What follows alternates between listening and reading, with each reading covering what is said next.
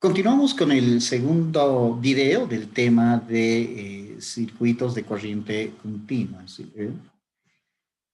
Entonces, en el primer video habíamos hablado de la fuente electromotriz, que es el dispositivo que va a generar la corriente eléctrica en un circuito eléctrico. Entonces, en este segundo video hablaremos del aparato matemático que permite resolver un circuito eléctrico, es decir, el aparato matemático que nos va a permitir determinar la corriente eléctrica en cada uno de los dispositivos, la diferencia potencial en cada dispositivo, que no es más que son simples generalizaciones de los circuitos serie paralelo de resistencias. Entonces, veamos acá.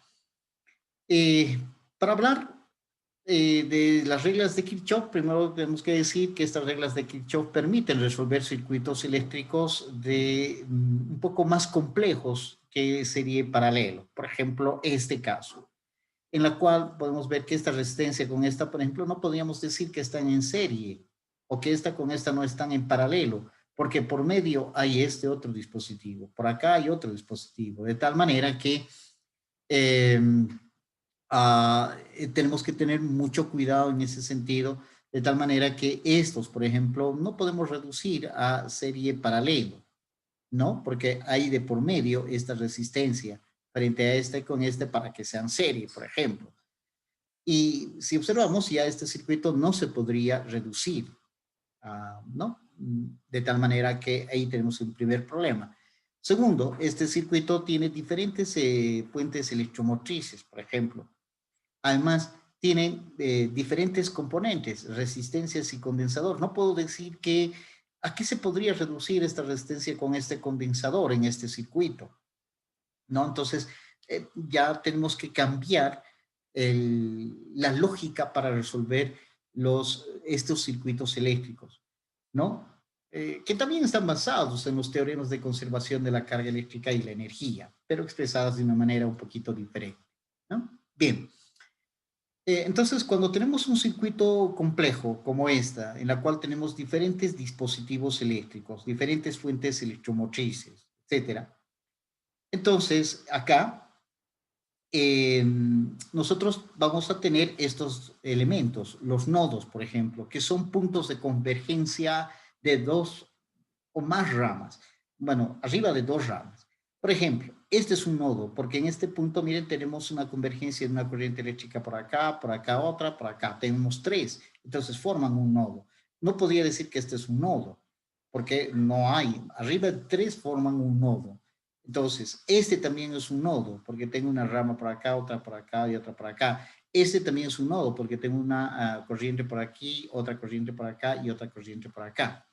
Entonces, un nodo es un punto de convergencia de más de dos ramas, es decir, 3, 4, 5 n ramas, ¿no?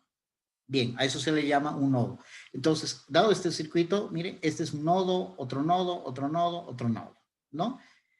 Ahora, este circuito también tiene las ramas. Las ramas es un camino, un tramo del circuito que une dos nodos. Por ejemplo, esta es una rama. De este nodo a este nodo, aquí tendríamos esta rama. Esta sería una rama. De aquí hasta aquí es otra rama. De aquí hasta aquí es otra rama. De aquí por acá, miren, es otra rama. De este nodo hasta este otro nodo tengo otra rama. De aquí hasta aquí tengo otra rama. Entonces, una rama no es más que un tramo del circuito eléctrico que une dos nodos. Ahora, lo interesante es que todos los dispositivos que están en una rama están combinados en serie. Por ejemplo, en este caso, esta rama, esta resistencia está en serie con este condensador, ¿no? Tal como esta resistencia, por ejemplo, en esta rama, si consideramos esta rama, esta resistencia está en serie con esta FEN, ¿no? Por ejemplo, si consideramos esta rama, este condensador está en serie con esta resistencia, ¿no? Bien, ahora, ¿qué llega a ser una malla? Que es el otro elemento de los circuitos eléctricos. Son básicamente caminos cerrados que están definidos en los circuitos eléctricos. Por ejemplo, esta sería una malla. Empiezo por acá y miren, este es un camino cerrado. Y entonces esto sería una malla. Acá tengo otra malla. Miren, empiezo por acá y tengo este camino cerrado, va acá. Y luego por aquí es otra malla, va por aquí y regresa acá. Esto también es una malla. Entonces, estas, por ejemplo, son mallas simples. Esto es una malla simple, esta es una malla simple, esta también es una malla simple. Por ejemplo, una malla compuesta sería esta. Esta sería la malla compuesta porque estaría formado por esta malla más esta otra malla. Pero en la resolución, por lo general, de circuitos eléctricos se utilizan mallas simples. Esta malla y esta malla, ¿no? Entonces hay que entender que una malla está formada por varias ramas, ¿no? Y una malla va a tener un sentido de recorrido. Entonces, esta malla la podemos recorrer en este sentido, marcado por esta flecha, o podrías ir en este otro sentido, en la cual tendríamos que marcar con esta punta de flecha en sentido contrario. ¿No? Lo mismo acá en esta malla, por ejemplo, esta punta de flecha nos indica que estamos recorriendo esta malla de esta manera. Esta punta de flecha nos indica que esta malla la estamos recorriendo en esta dirección. Bien, entonces ya con estas características de un circuito, podemos hablar acerca de la primera regla de Kirchhoff. Esta primera regla de Kirchhoff está basada en el teorema de conservación de la carga eléctrica. Y mire, se postula de la siguiente manera. Nos dice que la suma de las corrientes eléctricas que entran al nodo es igual a la suma de las corrientes eléctricas que salen del nodo, ¿no? Es decir, a ver, veamos acá. Supongamos que tenemos este nodo formado por esta corriente I1, I2, I3, I4. Ahí tenemos este nodo. Entonces, lo que dice este teorema de, bueno, esta primera regla de Kirchhoff, que la suma de las corrientes que están entrando, en este caso I1 más el I3, tiene que ser igual a la suma de las corrientes eléctricas que están saliendo de este nodo, es decir, I2 más I4. Entonces, esta regla de Kirchhoff, la primera regla de Kirchhoff nos dice, en este caso, I1 más I3 que entran debe ser igual a I2 más I4 que sale, ¿no? Entonces, esto está basado en el teorema de conservación de la carga eléctrica por cuanto, en este caso, miren, si no fuera ese el caso, que las intensidades de corriente que entran es igual a las que salen, en este nodo, por ejemplo, podría estar creándose la carga eléctrica o tendría que estar destruyéndose la carga eléctrica en el nodo, ¿no? Por ejemplo, si están llegando con I1 y I3 10 coulombs y que la suma del I2 y el I4 es 8, se estuviera perdiendo 2 coulombs cada segundo. No puede ocurrir eso. Entonces, todo lo que entra tiene que ser igual a lo que sale. Entonces, si la suma del I1 más I3 es 10, coulombs, 10 amperios, perdón, entonces la suma del I2 con el I4 también tiene que ser 10 coulombs por los teoremas de conservación de la carga. De tal manera que matemáticamente esta primera regla de Kirchhoff se expresa de esta manera. Sumatoria de las intensidades de corriente que entran es igual a la sumatoria de las intensidades de corriente que sale, ¿no? O si ustedes quieren otra manera alternativa, es decir, la sumatoria de todas las corrientes eléctricas en un nodo es igual a 0. De tal manera, las que entran se toman como positiva y las que salen se toman como negativa. Y entonces esa es la primera regla de Kirchhoff basada en el teorema de conservación de la carga eléctrica. La segunda regla de Kirchhoff está basada en el teorema de conservación de la energía. Nos dice que la suma algebraica de las FENS en una malla es igual a la suma algebraica de las caídas de tensión de los componentes que se hallan en la misma malla, ¿no? Es decir, la suma algebraica quiere decir la suma que puede ser positiva, negativa de las FENs, tiene que ser igual a la suma algebraica positiva y negativa de las caídas de tensión en cada uno de los dispositivos. Cuando hablamos de FEN, nos estamos hablando de los dispositivos que entregan la energía, como las baterías. Y cuando hablamos de las caídas de tensión, nos estamos refiriendo a los dispositivos que consumen la energía, como por ejemplo la resistencia eléctrica, el condensador, que son los dispositivos que hemos estado estudiando. Entonces, la ecuación que caracteriza entonces a esta segunda regla de Kirchhoff es que la sumatoria algebraica de las FENS tiene que ser igual a la sumatoria de las caídas de tensión en la misma malla.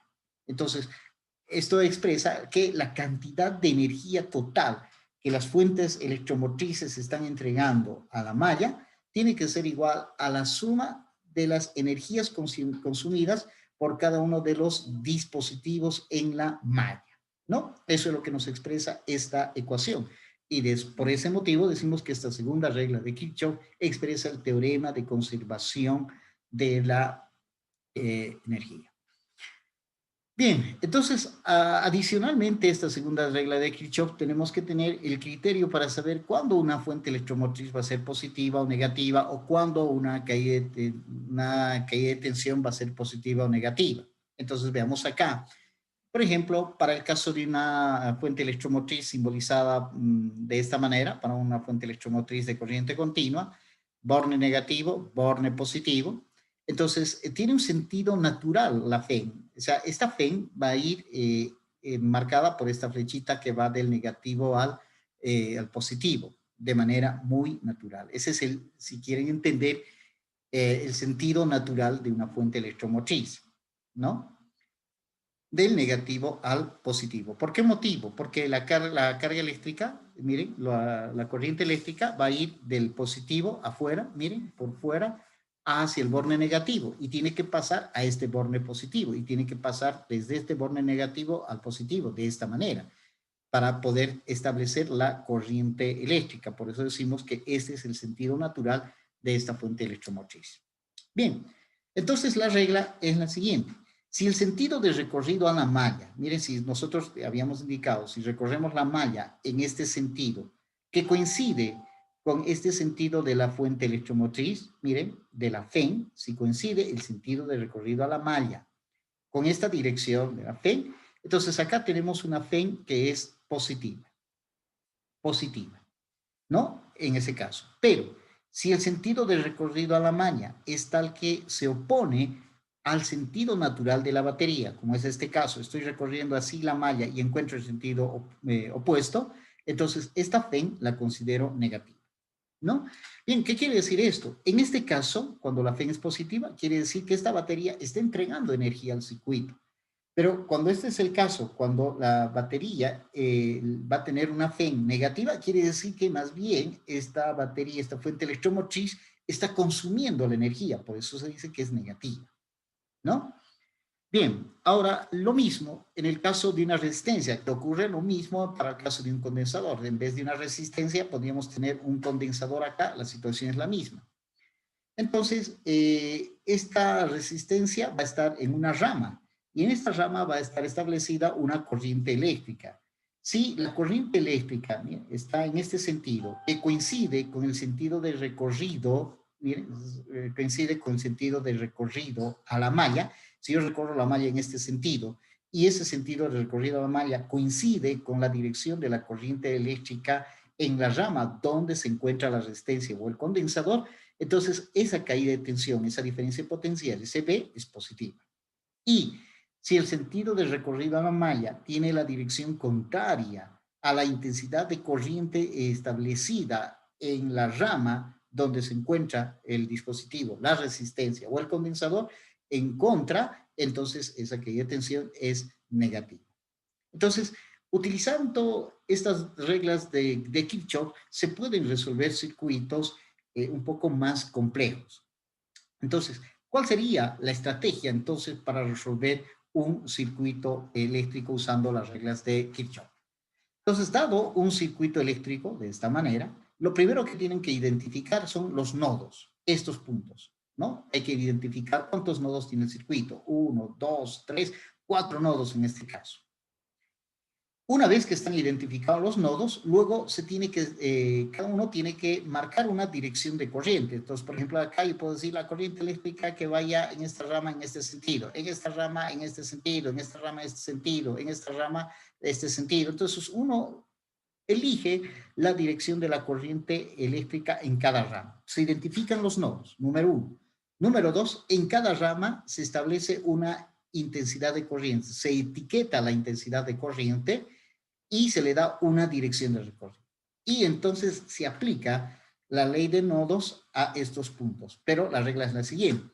Si hay n nodos, si el circuito tiene n nodos, entonces se obtiene n-1 ecuaciones linealmente independientes, porque uno de esos nodos va a ser combinación lineal de las otras. Eso no lo demostramos, pero me la tienen que creer que es así.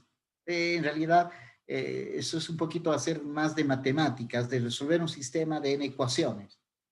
No entramos mucho a ese detalle, pero dado el número de nodos menos 1 nos da el número de ecuaciones con la primera regla de Kirchhoff. Y luego el resto de las ecuaciones se encuentran aplicando la segunda regla de Kirchhoff a las mallas. Se aplica a esta malla, a esta malla y a esta malla. Y se resuelve el sistema de ecuaciones. Ahora, aquí ocurre una cosa interesante. Si los dispositivos que conforman el circuito es un solo tipo, es decir, solo resistencias o solo condensadores, las reglas de Kirchhoff van a dar lugar a un sistema de ecuaciones algebraicas.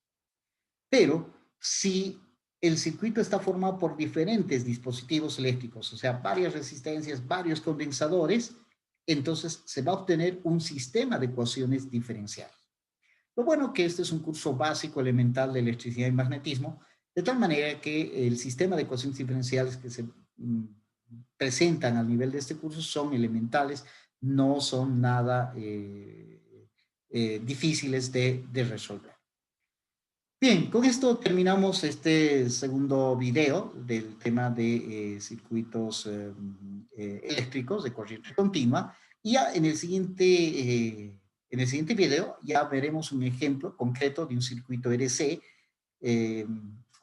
y para qué sirve este circuito RC y cómo se resuelve este circuito RC.